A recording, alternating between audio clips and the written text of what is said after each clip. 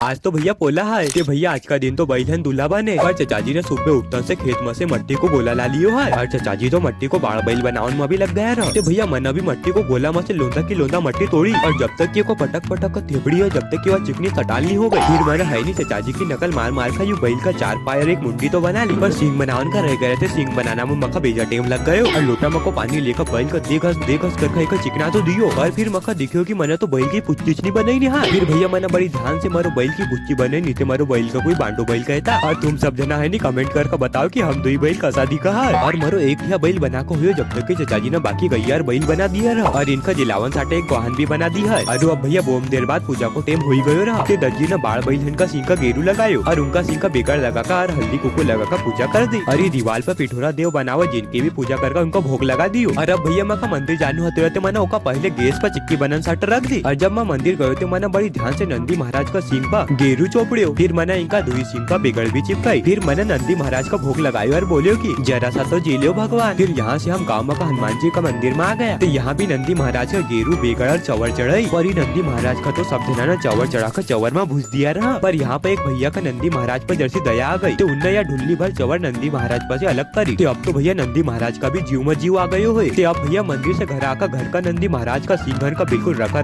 कर गेरू चोपड़ियो। फिर जरा देर में चिक्की भी ठंडी भई भैया ते बैल हन का सिंगारन को काम चालू कर दियो रहा। और भैया यू दारू बैल मार खंडे है तो एक 2 जना का पकड़ कर रखनू पड़े जब यू एक सिंगारन दे है। और मेरा बड़ा भैया भी बड़ी ध्यान से लग गया है बेगड़ चिपकाना में। और भैया ये बैल हन का सिंगारन का लिए हमारी पूरी टीम बन गई है। पर इन्हें तो हमारा हाथ में चिक्की और बेगड़ देखा मका चुपचाप खड़ो रहन का लगा दियो। और यू मारो लालू बैल का सिंग भी गोल गोल है। एक सिंग को भैया बेगड़ भी खूब अच्छी चिपका। पर अब तो भैया यू कल्लू कालिया बैल का सिंगारन की बारी आई तो मैं तो भैया से 4 हाथ दूरी रहूं काहे की एना मका खड़े 2 बार उठा कर फेंक दियो है। पर भैया मेरा चचाजी के सामने तो यू रचलोच हो जाए। चचाजी ने पकड़ कर रखियो। फिर बाकी सब जनाने को मेकअप करियो। फिर मेकअप होने के बाद सब बैलन की पूजा करी। फिर उनका ले गया भोले बाबा का मंदिर का सामने और तोरण का नीचे। अरे भैया अब हमारा मोहल्ला में केवल 3 जोड़ी बैल है। पर आबा से कुछ साल पहले तक तो भैया हमारा सब घर खंडी भर बैल ढो रहता रहा। अब भैया तोरण नीचे सब बैलन की पूजा करने के बाद एक करके पूरा बैलन का जिलाया। पर हमारा बड़ भैया भी जरा साता नहीं रहा काहे की इन्हें तो इनको बोदा खई बैलन का बीच में ला लियो रहा। अरे पूजा के बाद सब जना ने प्रसाद लियो। सब जना अपना अपना बैल लेकर सब घर जाए। सब बैलन का पाय धुलाओ फिर उनकी पूजा करो। और बैल के साथ में जे रहा उनका टीका लगा कर उनका पैसा भी दे। अब भैया बैल की तो घर पूजा चली रहा। अब भैया हमरो जीव हो कि अपना परिवार का सब घर में से अपन पाय लग खा जाए। तो भैया इमा तो हमरो फायदा भी होगा काहे कि हमको पैसा का साथ साथ मक्का का बड़ा को नाश्ता भी करायो। और घर गयो जब तक की तो बैलन का जिलावन के लिए पातर भी तैयार रहती रहा। और भैया कोठा में गया और बैलन का पाय धोया फिर टिफिन में से भोग उठा कर बैलन का जिला दिया। और बाकी सब बैल ढोरन का भी जिलाया। तो सब जना फॉलोअर सब्सक्राइब भी कर लेनु। और आज भैया स्पेशल में बना महुआ को बड़ा।